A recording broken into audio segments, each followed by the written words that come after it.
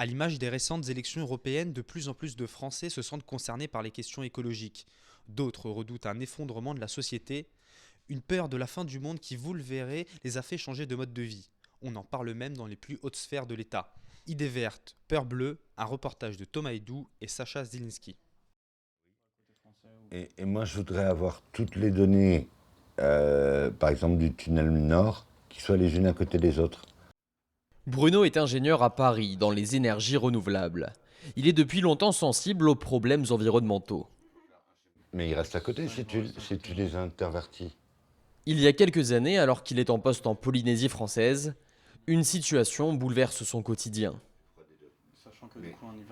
Le pétrolier qui devait ravitailler Tahiti a eu du retard.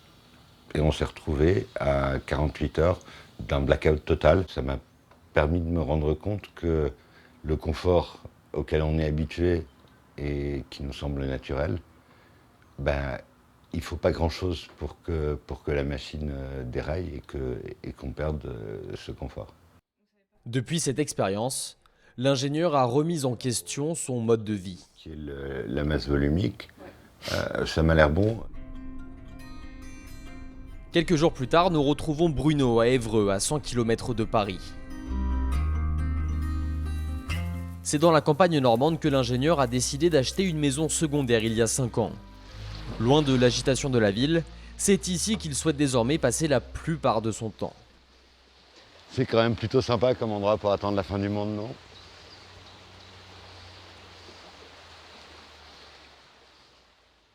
Dans sa propriété de 7000 m², Bruno aspire à un mode de vie plus proche de la nature. Ici, ce sont les vannes. Et les vannes vont permettre de savoir si on envoie l'eau de ce côté vers le bief et donc vers le moulin, ou si l'eau continue dans le cours normal de la rivière.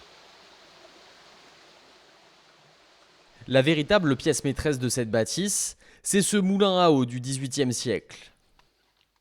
Avec cet engin, Bruno espère devenir autosuffisant.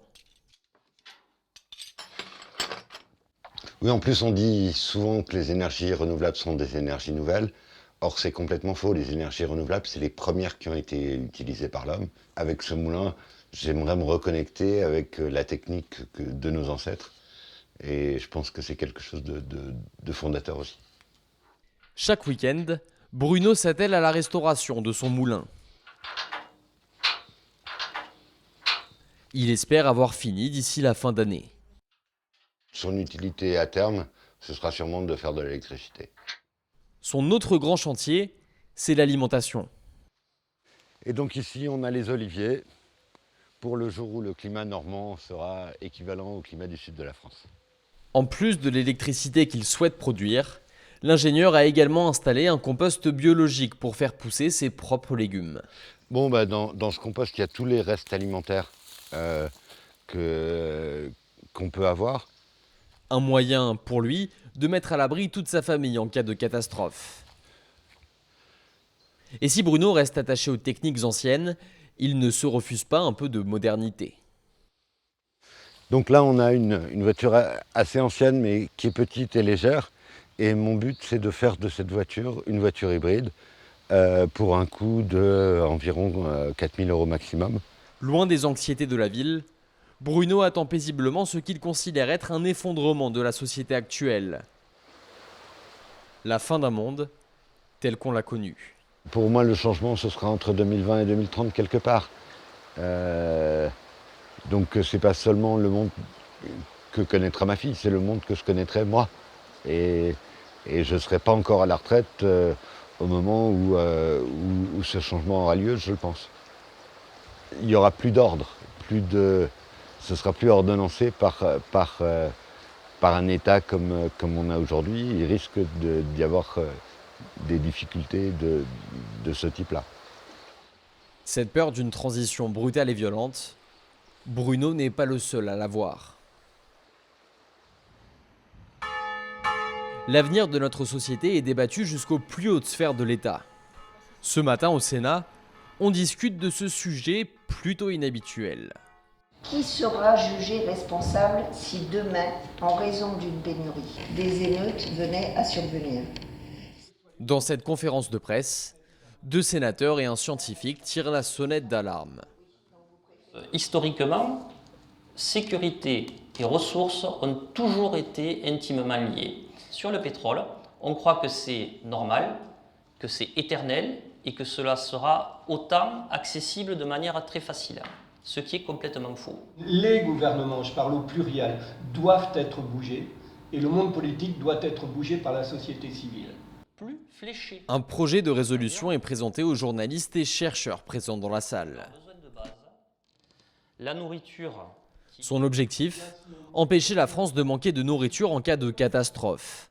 Un thème encore jusque-là inexistant dans le débat public. C'est aujourd'hui où on doit en parler à tous les étages. Je crois donc que c'était le moment de briser le tabou pour que tous les politiques, quelle que soit leur étiquette, soient derrière un projet d'envergure nationale. N'importe qui a besoin de manger. Il n'y a pas de ventre de droite, il n'y a pas de ventre de gauche. Stéphane Linou est chercheur en risque d'effondrement. Est-ce que tu arrives à me relire ? Il a d'ailleurs écrit un livre sur cette discipline. Avec ses recherches, il alarme les pouvoirs publics sur les conséquences d'une pénurie alimentaire pour notre société. On n'a pas fait à la hauteur du drame qui s'annonce parce qu'il y a une explosion démographique et dans le même temps, les ressources qui sont avec des stocks finis diminuent. Et donc du coup, l'équation ne va pas rester équilibrée longtemps. Et un déséquilibre, c'est quoi ? C'est un désordre. Et un désordre, c'est quoi ? C'est de la violence. Catastrophe climatique, guerre civile ou encore famine, toutes ces hypothèses influent directement sur le moral de nombreux Français. Si vous vous sentez triste lorsque vous pensez qu'il y aura en 2050 plus de plastique que de poissons dans les océans, et si du coup vous évitez à faire des enfants du fait de la destruction de la biosphère ou de la destruction de la planète, c'est peut-être que vous aussi vous ressentez de la solastalgie ou de l'éco-anxiété. Alice est médecin de santé publique. En France, c'est la spécialiste de la solastalgie. J'ai pas mal de personnes qui m'écrivent pour me faire part de leurs inquiétudes sur la possibilité d'un effondrement du monde de demain, de ce que ça génère comme angoisse chez elles. Le fait de mettre un mot sur cette souffrance, sur cette inquiétude, sur ce questionnement, ça a permis aux gens de se rendre compte de ce qu'ils avaient. Certaines vont se sentir en colère, parfois il y a un sentiment de solitude et de décalage vis-à-vis de la société. Donc c'est vrai, un panel d'émotions et de symptômes assez large. Et pour guérir les peurs des éco-anxieux, Alice propose différentes solutions. Ce qui est très important pour se sentir bien, c'est aussi de vivre le moment présent. C'est d'être un petit peu égoïste, entre guillemets, et de voir ce qu'il y a de beau dans le présent. Et parce que les scénarios catastrophiques, en fait, au bout d'un moment, c'est compliqué à gérer. Ça peut déboucher sur des dépressions, sur des burn-out, et donc c'est pas constructif. Je pense que la solution, elle sera globale, elle sera collective, ou alors elle ne sera pas. L'homme est un animal social, on vit dans des sociétés, et sauver sa peau tout seul, ça marche pas. Et donc l'optimiste actif, ce qui est bien, c'est que lui, il veut changer le monde. Enfin, en tout cas, s'il y a de plus en plus de monde qui ont ce profil-là, peut-être qu'on aura une chance, globalement, collectivement, d'éviter le pire. Face au dérèglement climatique et autres catastrophes, chaque personne réagit différemment. Si certaines sombrent dans la dépression, d'autres décident de prendre les choses en main. Clémence est journaliste. Depuis 4 mois, elle vit dans cette maison en région parisienne, mais elle n'est pas seule. Elle loge avec une famille entière. Pour elle, cela permet de réduire la dépense énergétique par habitant. Le but, c'est de mutualiser la dépense énergétique. Ça, c'est la cuisine qu'on partage avec toute la maison. Et à côté, dans la salle de bain, on a aussi la machine à laver, le sèche-linge, qui sont en commun pour l'usage de tous. Pour la jeune femme, la vie en communauté n'a rien d'un sacrifice. C'est un choix de vie. C'est vrai qu'au départ, j'ai eu l'impression que c'était comme si j'allais revenir vivre chez mes parents, puisque c'est la chambre d'une étudiante qui est partie faire ses études ailleurs. Mais en fin de compte, c'est pas du tout un retour en arrière. Ce que je fais, c'est un pas vers l'avant. C'est une façon de penser différemment ma manière de vivre, et je le conçois plus du tout comme une espèce de régression dans ma vie, mais au contraire comme un énorme progrès. Pour elle, s'engager est le seul moyen de parvenir à une transition en douceur. Ma première envie, c'est pas forcément de convaincre d'autres personnes, c'est de trouver pour moi-même un mode de vie qui mette mes convictions en accord avec mes actions. Même si le temps presse, je pense qu'on est encore capable de trouver des solutions et de changer nos modes de vie et de consommation pour quelque chose de mieux. On ne peut pas simplement attendre que les gouvernements mettent en place la transition énergétique pour se dire « ah bah c'est bon, on est sauvé ». On est responsable de notre destin. Et c'est la raison pour laquelle, même si je suis une personne, une goutte d'eau dans l'océan, un grain de sable sur la plage, je garde espoir, je garde la motivation, presque une forme de foi en ce que je fais à mon échelle, parce que je me dis, mais plus on sera nombreux à le faire, et plus ça aura de l'impact. Et comme pour protester contre un monde qui change trop vite, la jeune journaliste opte pour des choix encore plus radicaux. Je me suis souvent posé la question d'avoir des enfants ou pas, et après mûre réflexion, je suis pas prête à assumer la responsabilité d'amener quelqu'un aujourd'hui dans ce monde.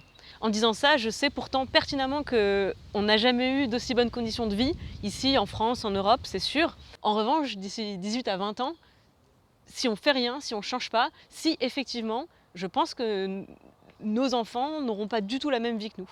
Et c'est pas quelque chose que j'ai envie d'assumer comme responsabilité, c'est pas la vie que je souhaite leur offrir. Et tant qu'on n'aura pas pris la décision collectivement d'agir et d'incarner le changement, d'être acteur et actrice du changement, je ne me vois pas du tout amener un autre être humain sur cette planète. Une démarche forte qui témoigne d'un véritable malaise face à un futur encore incertain. En France, ils sont des milliers à penser comme Clémence. Si certains attendent paisiblement la transition tant redoutée, d'autres prennent en main leur destin. Un moyen de devenir les principaux acteurs du changement de demain.